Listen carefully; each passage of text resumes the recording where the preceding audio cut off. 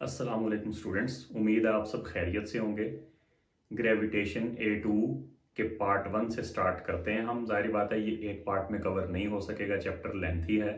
Second, ये confusion जो कुछ बच्चों को होती है कि ये according to the latest syllabus है या नहीं, तो बेटे मैं अपनी वीडियोस में ये बार बार आपको क्लियर करता चलूँगा कि ये जो आपका कैम्ब्रिज ए लेवल का सिलेबस है 22 to 24 एंड 25 to 27 वो बिल्कुल सेम है। तो इसलिए 26 में और 27 में अपीयर होने वाले बच्चों को किसी किस्म की कोई कंफ्यूजन नहीं होनी चाहिए, किसी परेशानी की ज़रूरत नहीं है। 22 से लेकर 27 तक का सिलेबस सेम है। तो आए स्टार्ट करते हैं ग्रेविटेशन, जो कि A2 के चैप्टर्स में से one of the lengthiest chapters है। तो बेटे सबसे पहले तो ग्रेविटेशनल फोर्स की डेफिनेशन है, force experienced bye a mass is called gravitational force. एक मार्क की आई हुई है डेफिनेशन 2-3 दफा, तो एक मार्क के लिए तो ये ब्लू मार्कर वाली ही काफी है। Force experienced bye a mass is called gravitational force. लेकिन कैम्ब्रिज आपको पता है A2 में ज्यादा अनप्रिडिक्टेबल है, तो अगर 2 मार्क्स की आ जाए तो 2 मार्क्स के अकॉर्डिंगली मैंने जरा ज्यादा स्पेसिफाई कर दिए। ये देखें ब्लैक मार्कर वाली जो है ब्लैक स्क्रिप्ट में, force experienced by an object due to its mass in a gravitational field is called gravitational force. ठीक है, वो तो हमने ज्यादा स्पेसिफाई कर दिया। उसकी वजह ये है कि ग्रेविटेशनल फील्ड में होने के बावजूद हमें इलेक्ट्रिक फोर्स महसूस हो सकती है, ग्रेविटेशनल फील्ड में होने के बावजूद हमें मैग्नेटिक फील्ड महसूस हो सकती है, मैग्नेटिक फोर्स। तो इस वजह से अगर 2 मार्क्स की आ जाए, जो कि अभी तक मुझे याद नहीं है कहीं पे मैंने देखी हो, लेकिन 2 मार्क्स की आ सकती है, तो for the safer side 1 mark के लिए ये ब्लू वाली जो कि आ चुकी हुई है, force experience by a mass is called gravitational force, और 2 मार्क्स के लिए force experience by an object due to its mass in a gravitational field is called gravitational force. तो ये दोनों डेफिनेशन हो गई, 1 मार्क वाली और 2 मार्क्स वाली। तो बस इतना ही काफी है। 2 चीजें बेटे मैं अपनी वीडियोस में बार बार दोहराऊंगा। एक तो ये कि ये सारी वीडियोस लेटेस्ट सिलेबस के अकॉर्डिंग हैं। 27 तक अपीयर होने वाले बच्चों को कोई कंफ्यूजन नहीं होनी चाहिए, ना 26 वालों को ना 27 को। और सेकंड मेन चीज, मैं सिर्फ रिक्वायर्ड डेप्थ में ही जाया करूंगा किसी भी गिवन टॉपिक की। बहुत ज्यादा डेप्थ जो कि A2 के लिए रिक्वायर्ड नहीं होगी, हम उसमें नहीं जाएंगे, कभी भी बच्चों का टाइम जाया नहीं करेंगे। So back to the point बेटे, फोर्स, ग्रेविटेशनल फोर्स की डेफिनेशन के बाद जो दूसरी चीज आपको रिक्वायर्ड है, न्यूटन्स लॉ। सबसे ज्यादा दफा मैं ये कहा करता हूं जो डेफिनेशंस आई हैं उनमें से एक न्यूटन्स लॉ है, लेकिन अब इसकी फ्रीक्वेंसी जरा कम हो गई है क्योंकि ये प्रिडिक्टेबल हो गया हुआ है, इतनी ज्यादा दफा आ चुका हुआ है कि अब कैम्ब्रिज वाले इसकी फ्रीक्वेंसी कम कर चुके हैं। और पहले ये 3-3 मार्क्स का आया करता था, अब 2 मार्क्स का ही आता है, और वो भी बहुत रेयर है। बहरहाल हमने फिर भी 3 मार्क्स के अकॉर्डिंगली जो बिल्कुल स्पेसिफिक स्टैंडर्ड डेफिनेशन है, the force between point masses is directly proportional to the product of masses and inversely proportional to square of separation. तो बेटे ये जो पूरी डेफिनेशन है ये 3 मार्क्स भी कवर करेगी। फॉर एग्जांपल अभी भी किसी वक्त 3 मार्क्स की आ जाए, जाहिर बात है कैम्ब्रिज की मर्जी है, वो किसी भी वक्त कोई भी डेफिनेशन कोई भी पॉइंट उठा के दे सकते हैं। तो अगर अभी भी ये डेफिनेशन 3 मार्क्स के लिए आ जाए तो ये सफिशिएंट है। Force between point masses is directly proportional to the product of masses and inversely proportional to square of separation. तो इसमें 3 मार्क्स बेटे कवर होंगे, एक पॉइंट मैथ से, दूसरा मार्क कवर होगा directly proportional with the masses, और तीसरा मार्क कवर होगा inversely proportional to square of separation. तो बेटे ये डेफिनेशन 3 मार्क्स के हिसाब से स्टैंडर्ड बिल्कुल ओके है। 2 में भी रिकमेंडेड यही है, आप यही लिखें, क्योंकि कोई भी पॉइंट आप स्किप करते हैं तो कैम्ब्रिज वाले वही कह सकते हैं कि ये लिखना जरूरी था। मूविंग ऑन, पॉइंट मैथ्स बच्चों के लिए एक नई टर्म हो सकती है। तो बेटे पॉइंट मैथ्स एक आध दफा उन्होंने इनडायरेक्टली पूछा हुआ है, डायरेक्ट डेफिनेशन है कि what is a point mass, लेकिन इनडायरेक्टली किसी क्वेश्चन के पार्ट के तौर पे, a point mass is one for which distance is very large as compare to separation. तो बेटे बिल्कुल जो इसका नाम है ना पॉइंट मैथ्स, ये इसका मतलब भी है कि कोई चीज बेशक बड़ी भी हो लेकिन इतनी दूर चली जाए कि वो पॉइंट ही लगे। आप जानते हैं कि बहुत सारे स्टार्स ऐसे हैं जो सन से भी कई ज्यादा टाइम्स बड़े हैं, लेकिन हमें तो बिल्कुल पॉइंट ही नजर आते हैं। उसकी रीजन ये है कि उनके डिस्टेंसेस बहुत ज्यादा हैं। तो अगर किसी चीज का डिस्टेंस बहुत ज्यादा हो जाए उस साइज, उसके साइज के मुकाबले में, तो हम उसको पॉइंट मैस कहते हैं। सो बेसिकली अगर कोई बड़ी चीज भी है, आप उसको इतना दूर ले जाएं कि वो दिखने में बिल्कुल पॉइंट सी लगे, यही मतलब है पॉइंट मैस एक्चुअली फिजिक्स में भी। तो पॉइंट मैथ्स बेटे इनडायरेक्टली पूछा गया है एक आध दफा, तो अकॉर्डिंगली आप उसको याद रखें। अभी तक 3 डेफिनेशंस आई हैं बेटे, तीनों पेपर में आ चुकी हैं, ग्रेविटेशनल फोर्स, न्यूटन्स लॉ और पॉइंट मैथ्स। अब ये डेरिवेशन पेपर में आई तो नहीं है, लेकिन जाहिर बात है बेटे हर साल अनसीन चीजें ऐड होती हैं। तो बड़ी बेसिक सी डेरिवेशन है, जो हमने डेफिनेशन में बोला उसके अकॉर्डिंगली ही force is directly proportional to product of masses. अब बेटे आप एज्यूम कर लें 2 मैसेज हैं, स्मॉल एम कैपिटल एम मैंने कर दिया है, आप इनको जाहिर बात है M1 M2 भी कर सकते हैं, लेकिन आपके एग्जाम के रेफरेंस से या आपके टॉपिकल क्वेश्चंस के रेफरेंस से, पास्ट पेपर के क्वेश्चंस के रेफरेंस से लोअर केस और अपर केस ज्यादा बेटर रहता है। Lower case M, upper case M, small M capital M, ये दोनों ज्यादा बेटर सूट करते हैं। तो अकॉर्डिंगली मैंने कर दिया है lower case M, upper case M, दोनों मैसेज को डिफरेंशिएट करने के लिए। और पूरे चैप्टर में ऑलमोस्ट हर जगह पे ऐसा ही होता है कि हम छोटे मैथ्स को छोटा एम, बड़े मैथ्स को बड़ा एम कर देते हैं। तो अगर दो मैसेज हैं स्मॉल एम कैपिटल एम, आप मान सकते हैं अपने लिए कि ये मून है, ये अर्थ है, या ये अर्थ है और ये सन है। तो lower case M, upper case M और उनके सेंटर्स का जो डिस्टेंस है, सेपरेशन जो कैम्ब्रिज वाले टर्म यूज करते हैं, अक्सर बुक्स के अंदर ये टर्म ही बेटे डिस्टेंस बिटवीन सेंटर्स होती है, डिस्टेंस बिटवीन सेंटर्स है ये एक्चुअली। तो ये डिस्टेंस बिटवीन सेंटर्स को अगर आर एज्यूम कर लें, तो हमने ये बोला है डेफिनेशन के अंदर कि force is directly proportional to product of masses and force is inversely proportional to square of separation. तो सेपरेशन को आर से रिप्रेजेंट किया जाता है आपके एग्जाम के लिए, तो इस वजह से force is inversely proportional to R square. अब यहाँ पे जरा देखें, इन दोनों प्रोपोर्शनैलिटीज को इकट्ठा कर सकते हैं, जाहिर बात है A2 के बच्चे को इतनी बेसिक बातें बताना जरूरी नहीं है। इन दोनों प्रोपोर्शनैलिटीज को अगर इकट्ठा करें तो force is proportional to lower case M upper case M divided by R का square, which gives us force is equal to.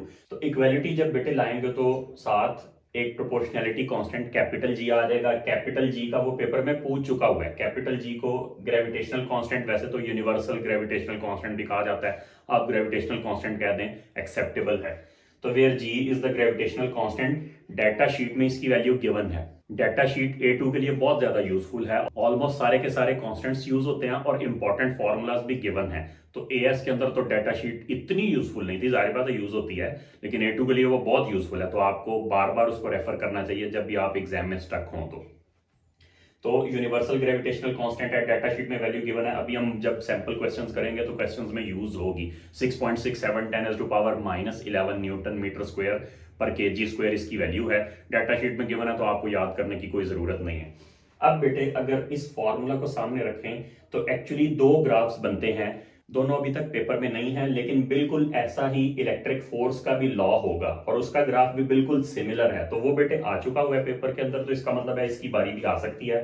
तो हमने बना लिया ग्राफ के, अगर आप एफ और आर का ग्राफ बनाएं तो ये R, 2R और 3R के अकॉर्डिंगली बनाएंगे हम, जारी बात है। A2 में बेटे एक ट्रेंड है, टू द स्केल ग्राफ्स आया करते हैं। तो टू द स्केल ग्राफ अभी आपको समझाता हूं क्या है। सबसे पहली बात तो यह है कि बेटे जो F और R का ग्राफ है, आप जीरो से नहीं शुरू कर सकते, R से ही शुरू करेंगे।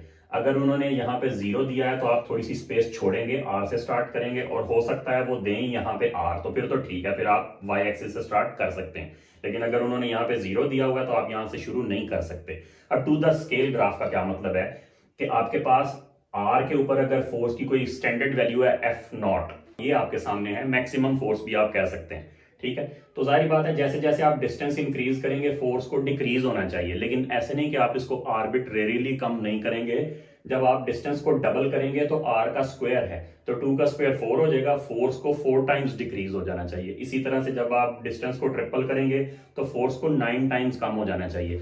अब ऐसे टू द स्केल ग्राफ जब बेटे आते हैं तो 2 से 3 मार्क्स होते हैं, और अगर आप कोई भी पॉइंट बीच में से स्किप कर दें तो आपका 1 मार्क तो जरूर ही माइनस हो जाता है। इवन दो अगर आपकी शेप बिल्कुल स्मूथ कर्व आ भी रहा हो, तो टू द स्केल ग्राफ में अगर आपने कोई पॉइंट गलत कर दिया तो आपको 1 नंबर तो जरूर ही कटेगा, शेप ठीक होने के बावजूद भी। तो ये एक एग्जांपल है। इसी तरह से एक A2 में काम होता है बेटे, हमने P5 भी करना है, P5 के अंदर और P4 के अंदर भी होता है, उसको हम कहते हैं लीनियराइजेशन। वो लीनियराइजेशन ये है कि कोई ग्राफ जिसकी कर्व्ड लाइन बन रही हो उसको स्ट्रेट लाइन में कन्वर्ट करने का तरीका। अब बात यह है कि यहां से हम ये कहते हैं कि F is inversely proportional to R square, लेकिन हम इसको ये भी कह सकते हैं कि F is directly proportional to 1/R square. Reciprocal का रेसिप्रोकल तो बेटे फिर डायरेक्ट रिलेशन हो गया ना। तो अगर आपको कोई ये कहता है कि F is inversely proportional to R square, बिल्कुल ठीक है, लेकिन आप ये भी कह सकते हैं कि F is directly proportional to 1/R square. तो अगर ये मैं पूरा 1/R स्क्वायर ही यहाँ पे ले आऊंगा, F यहाँ पे कर दूं, 1/R स्क्वायर पूरा इधर ले आऊं, तो बेटा फिर ये स्ट्रेट लाइन बनेगी। ये जो टेक्निक हमने इस्तेमाल किया इसको कहते हैं लीनियराइजेशन, कि कोई ग्राफ जो अपेरेंटली स्ट्रेट लाइन बनना नहीं चाहिए, लेकिन हम कुछ ऐसा मैथमेटिकल टूल यूज करें कि वो ग्राफ स्ट्रेट लाइन बन जाए, उसको कहते हैं लीनियराइजेशन। तो अगर इसको लीनियराइज कर दें बेटे तो F is directly proportional to 1/R square. 1/R square से F का डायरेक्ट रिलेशन है, F यहाँ पे रखें, 1/R स्क्वायर यहाँ पे रखें, तो ये आ गया। अब A2 के बच्चे इतने यूज टू हो गए होते हैं y is equal to M X plus C के, आगे जाके मैं इन पे एक्सप्लेन भी करता हूँ, लेकिन चलें y is equal to M X, तो बेटे c तो है ही नहीं, थर्ड टर्म तो इसमें कोई है नहीं। इसका मतलब ये है कि ये एक स्ट्रेट लाइन है जो ओरिजिन से पास करेगी। जब ओरिजिन से पास करेगी तो ये y एक्सिस पे आ गया, 1/r² x एक्सिस पे आ गया, तो जो बच गया वो सारे का सारा क्या होना चाहिए, ग्रेडियंट। अब इवन A2 के अंदर भी बेटे कर्व्ड ग्राफ के ग्रेडियंट को हम ज्यादा कंसिडर नहीं करेंगे। उसकी रीजन ये है कि कर्व्ड ग्राफ्स का ग्रेडियंट हर पॉइंट पे चेंज होता जा रहा होता है, तो जब भी ग्रेडियंट का जिक्र इधर आप देख रहे हैं तो मैंने ग्रेडियंट को नहीं कंसिडर किया, ग्रेडियंट चेंजिंग है तो छोड़े, स्ट्रेट लाइंस का ही वो ग्रेडियंट पूछते हैं। इवन P5 के अंदर भी आप देखेंगे स्ट्रेट लाइंस का ही ग्रेडियंट हुआ करेगा, बहुत कोई रेयर है किसी जगह पे कर्व्ड लाइन का ग्रेडियंट आ जाए। तो यहाँ पे ग्रेडियंट क्या बचेगा, ये y एक्सिस पे आ गया, ये 1/r² x एक्सिस पे आ गया, तो ये जो सारा बच गया ये आपका ग्रेडियंट हो जाएगा। अब ग्रेविटेशन के अंदर बेटे जो सबसे लेंथी टॉपिक है वो एक्चुअली है सेंट्रीपिटल और ग्रेविटेशनल फोर्स को इक्वेट करना, और फिर वहां से बहुत सारी आउटकम्स निकलेंगी। उसको अभी हम स्टार्ट करने लगे हैं, लेकिन ये पार्ट 2 में जाके खत्म होगा, आप देखना। अब ये कैसे पॉसिबल है बेटे, आप लोगों ने चैप्टर 1 सर्कुलर मोशन के अंदर ये पढ़ लिया है कि जब भी किसी चीज ने गोल घूमना है, किसी चीज ने सर्कुलर मोशन परफॉर्म करना है, तो एक फोर्स नेसेसरी है, सेंट्रीपिटल फोर्स। उसके बगैर सर्कुलर मोशन पॉसिबल ही नहीं है। There is no circular motion without a centripetal force. लेकिन एक और चीज भी है, सेंट्रीपिटल फोर्स कोई नई फोर्स वजूद में नहीं आई। आपने ऑलरेडी जितनी फोर्सेस पढ़ी हुई हैं, tension, friction, gravitation, electric force, magnetic force, उन्हीं में से किसी ने सेंट्रीपिटल का रोल प्ले करना होता है। कभी उनके सम ने, कभी उनके डिफरेंस ने, कभी उनमें से किसी एक ने। तो centripetal force is always provided by one of the other forces. अब जो सर्कुलर मोशन इन स्पेस है बेटे, आपके सिलेबस में 4 तरह की एग्जांपल्स आया करती हैं। Planets around sun, moons around their planets, satellites around earth, और एक है डबल स्टार सिस्टम। ये 4 एग्जांपल्स बेटे आपके सिलेबस में इंक्लूडेड हैं, आती हैं। डबल स्टार सिस्टम में भी स्टार्ट यहीं से करेंगे, लेकिन उसका बाकी एनालिसिस थोड़ा डिफरेंट है, उसको हम सेपरेटली देखेंगे। लेकिन स्टार्टिंग पॉइंट इन चारों का यही होगा कि centripetal force is provided by gravitation. इन सब के अंदर सर्कुलर मोशन परफॉर्म हो रहा होता है। प्लैनेट्स जो हैं वो सन के राउंड कर रहे हैं, मून्स जो हैं वो प्लैनेट्स के राउंड कर रहे हैं, सैटेलाइट्स जो हैं वो अर्थ के राउंड कर रही हैं, और डबल स्टार सिस्टम एक ऐसे सेंटर को फॉलो कर रहा है जहां पे कुछ है ही नहीं। लेकिन इन सारे केसेस में सेंट्रीपिटल फोर्स कौन प्रोवाइड करता है, gravitational force. So the starting point is same. तो बेटे स्टार्ट करते हैं, क्योंकि ये एक लेंथी आर्टिकल है। तो बेटे सबसे पहली बात तो ये है कि मैंने एग्जांपल्स आपको वैसे बोल दी हैं for circular motion in space, लेकिन मैंने आपको 4 एग्जांपल्स बता दी हैं कि वो 4 कौन कौन सी हैं। और उन सब केसेस के अंदर हम ये कहते हैं कि centripetal force is provided by gravitation. Chapter 1 circular motion को जब आप पढ़ेंगे इसी प्ले लिस्ट में से, तो आपको ये पता चलेगा कि सेंट्रीपिटल फोर्स के 2 फॉर्मूलाज हैं। सबसे पहला है mv²/r और दूसरा है mr⍵²।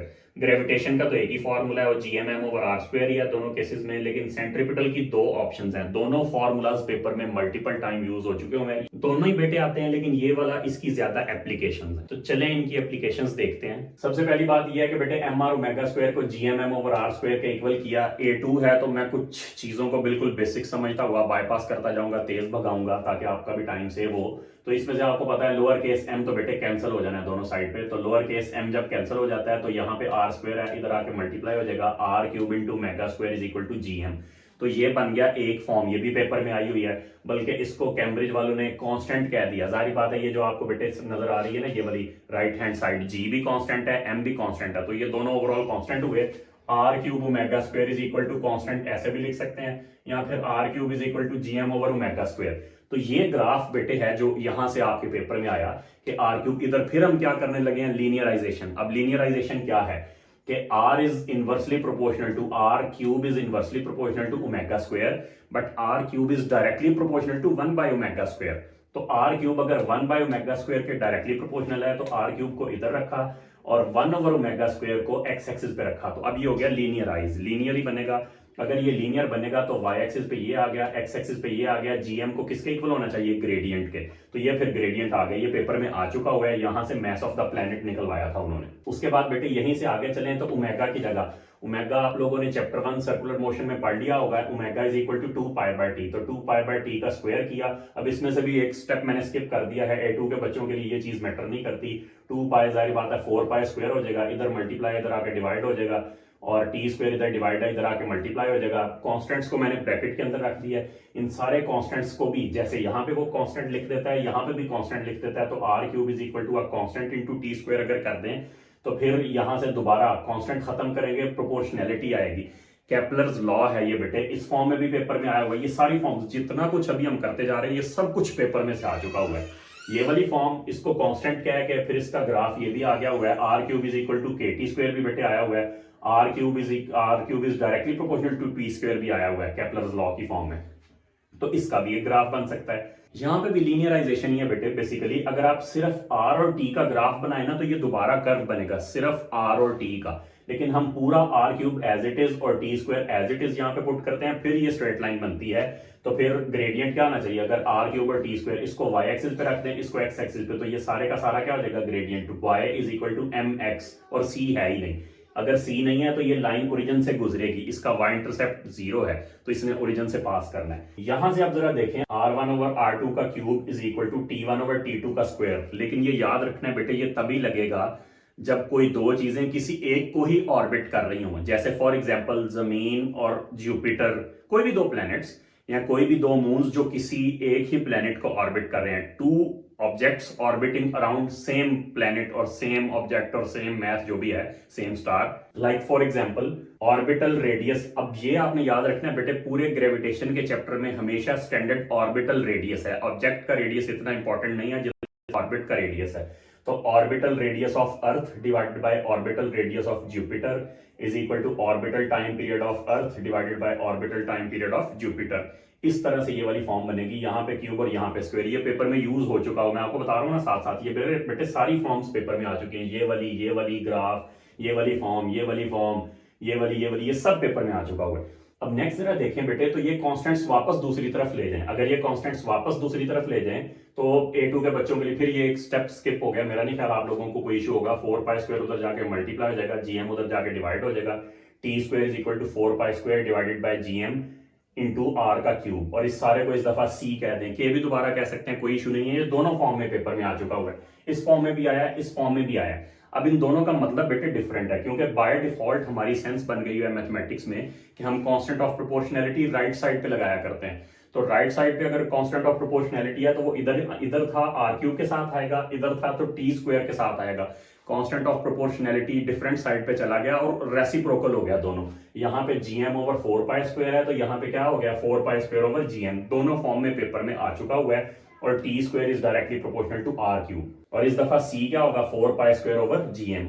और ये जो बेटे सेंट्रीपिटल और ग्रेविटेशनल फोर्स को हमने इक्वल रखा है, इसमें से एक तो चीजें मेरे पॉइंट ऑफ व्यू से काफी टेक्निकल हैं, उसमें से एक ये है।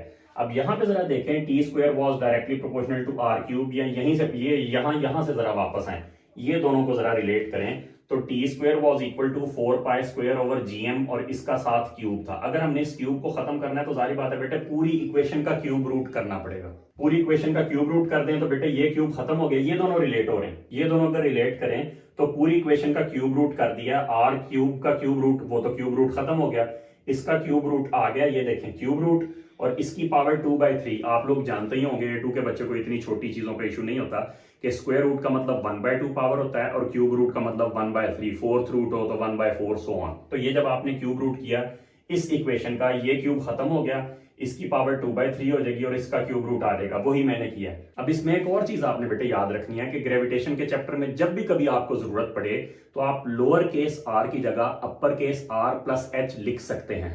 फर्क क्या है दोनों में देखें जरा। लोअर केस आर का मतलब है ऑर्बिटल रेडियस। फॉर एग्जांपल ये सैटेलाइट है और ये अर्थ है, अगर ये अर्थ है और ये सैटेलाइट है तो ऑर्बिटल रेडियस तो हो गया लोअर केस आर। अगर आपको बड़ा क्लियर नजर आ रहा होगा बेटे कि लोअर केस आर में दो चीजें शामिल हैं, एक अपर केस आर और दूसरा एच। अपर केस आर क्या है, अर्थ का रेडियस, कोई और ऑब्जेक्ट भी हो सकता है, सारी बात है। अगर फॉर एग्जांपल ये किसी का मून है, ये जुपिटर का मून है, तो ये जुपिटर का रेडियस आ जाएगा। तो लोअर केस आर ग्रेविटेशन के चैप्टर में कभी भी कैपिटल आर प्लस एच के इक्वल रखा जा सकता है। ऑर्बिटल रेडियस प्लेनेट या ऑब्जेक्ट का रेडियस, और ये हाइट हो गई। Lower case R is equal to upper case R plus H, object radius plus height is equal to orbital radius.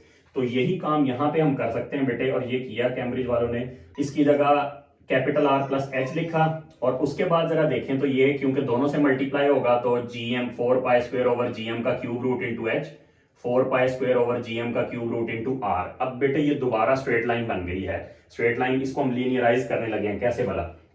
ये देखें मैंने नीचे लिखा भी है। अगर हम इसी इक्वेशन को, दिखने में कॉम्प्लिकेटेड लग रही है लेकिन अभी सिंप्लीफाई हो जाएगी, y is equal to M X plus C अगर कर दें, इसका मतलब ये है कि हमें y एक्सिस पे t की पावर 2/3 रखना पड़ेगा। y एक्सिस पे किसको रखना पड़ेगा? t की पावर 2/3। x एक्सिस पे वेरिएबल को रखते हैं, और वेरिएबल यहाँ पे जाहिर बात है बेटे हाइट है, तो हाइट को अगर हम यहाँ पे रख देंगे तो x एक्सिस वाले वेरिएबल के साथ जो कुछ भी पड़ा होता है वो क्या होता है? ग्रेडियंट। तो इसका मतलब है ये सारे का सारा क्या होना चाहिए? Gradient. y is equal to M X plus C, तो ये सारे का सारा क्या हो जाएगा? y intercept. तो ये मैंने नीचे लिख दिया कि अगर इसको कंपेयर करें, y एक्सिस पे इसको रखना पड़ेगा, x एक्सिस पे किसको रखना पड़ेगा? हाइट को। ग्रेडियंट सारा क्या हो जाएगा? 4 पाई स्क्वायर ओवर जीएम का क्यूब रूट, और y इंटरसेप्ट क्या हो जाएगा भला? 4 पाई स्क्वायर ओवर जीएम का cube root into R. Difference है बेटे, ये देखें नीचे मैंने लिख दिया है, ग्रेडियंट क्या है? 4 पाई स्क्वायर ओवर जीएम का क्यूब रूट, और y इंटरसेप्ट क्या है? 4 पाई स्क्वायर ओवर जीएम का क्यूब रूट इंटू ऑब्जेक्ट का रेडियस। तो ये था बेटे ग्रेविटेशन चैप्टर 2 ऑफ A2, उसका पार्ट 1। उम्मीद है आप लोगों को समझ आ गई होगी। फीडबैक के लिए आपके कमेंट्स वेलकम्ड हैं, और अगर आप इस तरह की यूजफुल वीडियोस से फायदा उठाना चाहते हैं तो लाइक, सब्सक्राइब और दूसरों के साथ शेयर करें। मिलते हैं पार्ट 2 में। शुक्रिया, अल्लाह हाफिज।